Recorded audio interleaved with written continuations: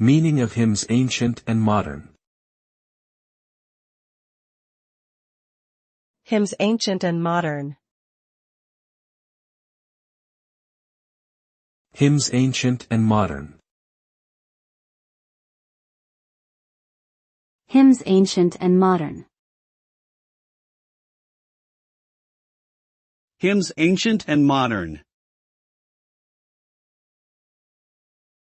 Hymns Ancient and Modern is the title of a well-known hymnal first published in 1861. The name reflects the book's purpose, to offer a comprehensive collection of hymns spanning from ancient times to the contemporary church.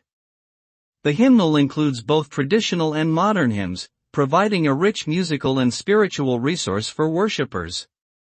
Its enduring popularity has made it an important part of the Anglican musical tradition, while its widespread use across many denominations has helped to promote a sense of unity among Christian believers around the world.